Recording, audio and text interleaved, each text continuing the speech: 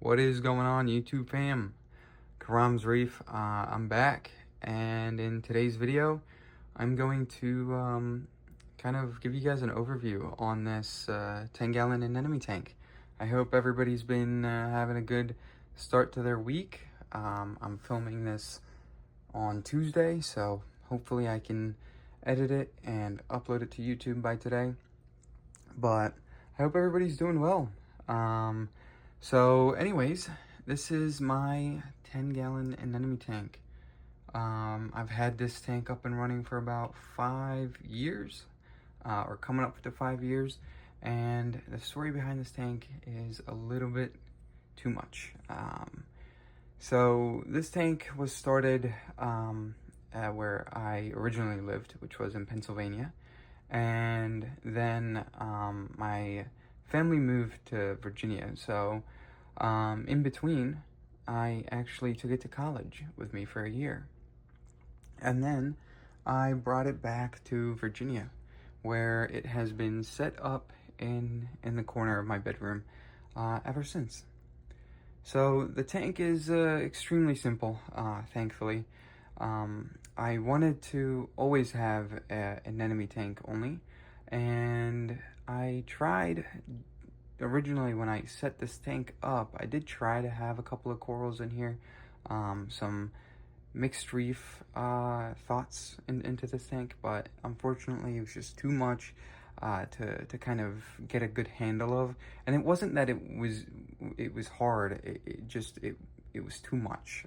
Like I said, you know, having to deal with water chemistry and having to understand what truly is going on with a tank was just a lot. And so I broke that down and I kind of just simplified it extremely. I have 2 pieces of live rock right in the middle, and then just a bunch of anemones. And so the anemones I have in here are a variety, I can't speak right now, a mix of some green ones. I have a rose, I have a rainbow, and I do have a nexus anemone all the way on the side here that I'm trying out. I've always wanted to get a Chicago sunburst anemone in here, or Colorado, but I just A, don't have the money, and B, I don't want to kind of tear my whole entire tank down, remove all these anemones, and either sell them or get this anemone and then have problems. I'm not really sure, so I'm kind of test trying it with this Nexus, and I'll kind of go from there. But this tank's doing really good.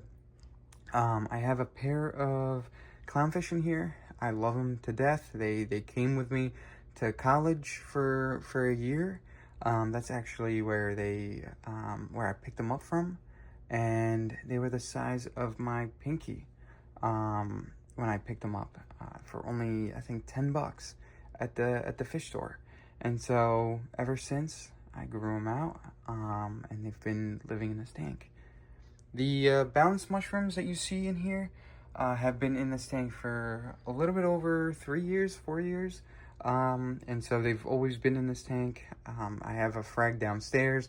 I've given a couple away to local reef hobbyists here, and they love it. I don't dose. I don't really do anything specific. This tank does have its seasons throughout the year where I'll start to see a little bit of less activity with the anemones, and that's where I either have to change my carbon in this tank or I have to do a water change, and usually I do both. And that's when I go in and I clean the glass as well, or acrylic in this case. I'm not really sure what exactly it is. I do have an urchin in here, and it's been in this tank for the longest time as well. I think I picked them up with the clowns. A bunch of snails that I don't really replenish. I kind of just added, I think 10, and they've just been in this tank ever since. The clownfish do breed in this tank. I'm not really sure if they have any babies here right now or have some offsprings, but they usually put it right underneath this anemone. And they recently started doing this. I think with like the last 3 months, they started breeding for me, which is extremely exciting. I have an ATO reservoir right to my to the left, and that's where all my wirings are. I have an ink bird for temperature control, and then I do have a light back there for I was trying to make a refugium, but it didn't really go as planned. I added some algae, and then it eventually just died off. And so, but light stays on 24/7 just to kind of keep, I guess, the pH in check. Other than that, really, I don't do much of anything else. My heater is in the first chamber, and then that's where my refugium is. I used to run a skimmer on this tank, but then I stopped. It stopped working. Tank was still doing fine, and so I just decided to just take it offline. And then yeah, this is where most of my electronics go, to the side. The ATO sits there. It's plumbed into the first or the last section, and occasionally I will have the urchin or snail go onto the overflow, and it will trigger the ATO to dump a little bit extra water, and that doesn't really seem to bother the anemones nor the tank. And I do have a little baby mushroom all the way in the back. You can see how dirty this glass is, but I really just, I try my best to not go in there and you know, play around with the tank. I don't have any other type of filtration other than my carbon, and so it primarily runs on just whatever is in the livestock, or whatever is in the water based on my bacteria in the tank. And so it's been doing really good. What runs this tank is a Radeon XR15. It's a G3, and I've also had it for about 4 years. I started out with an AI Prime, and then I did upgrade to either G5, I think, and that was just too much power. And so I ended up giving Radeons another try, and I got the G3s. And so I run them at about 45%. When I first got them, I didn't really do much of the settings. I simply had it on an on and off schedule with a smart plug, and so I didn't really use the Radeons to its optimize the schedule, but I did end up doing that later on.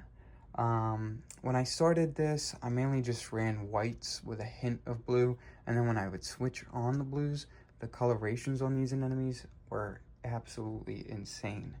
But I'm recently, I think the last year, I installed the Mobius chips onto these Radeons. On all the Radeons that I have, I installed the Mobius chips on them, and since I was able to control them a little bit more on the Mobius app, I went in, and now they run on the AB Plus schedule at 45%. So it seems like they love it. At first, they really didn't, and so that's why I just ran it on and off. And so now they seem like they enjoy that lighting, and so I just kind of keep it there. But that's really about it. Thank you so much, guys, for really watching these videos. I'm gonna keep on trying my best to just keep uploading and keep giving you guys updates. For this tank, I barely touch it, and so my next project that I've been thinking about is adding an Apex Junior onto here, mainly to monitor my pH and be able to give it a cleaner look for this tank. And I do want to kind of explore a little bit more with some different anemones later on. Just not sure what I really want to pick up, and I'm not really sure what I want to kind of take this tank into a direction. But until then, these are doing perfectly fine. I do like feeding the anemones shrimp, but for like the last 3 months, I kind of stopped feeding them shrimp. And usually I just cut up shrimp pieces, small shrimp pieces, and I just feed the actual anemones. But I recently, for the last 3 months, I've been feeding them pellets of the actual fish food. And so I kind of just sprinkle it everywhere, and I let the fish take in some, and then I let the anemones take in some. I do like to mix it up with a little bit of mysis, but since this tank is all the way upstairs in my room, kind of getting the mysis up and down and being able to refrigerate it for a week and doing all that can sometimes be a lot. And so I've just been trying to feed them on the pellets and then kind of switch them over later on. But anyways, guys, thank you guys so much for watching this video, and please let me know if you guys need anything in specific. I will keep making quick updates on these tanks, and my next video should be up soon as well. I'm planning on filming this week. Should be on either the 75 or the 40-gallon innovative marine. And so those are my two next videos. And if you guys want to see something in specific, just please let me know in the comments section. And in the meanwhile, I do keep I'm trying to keep myself uploading every single day on Instagram. And so I believe my name on Instagram is KReefer2002, and you guys can see a bunch of these tank updates there. But until then, stay safe, and I'll catch you guys on the next video. Peace.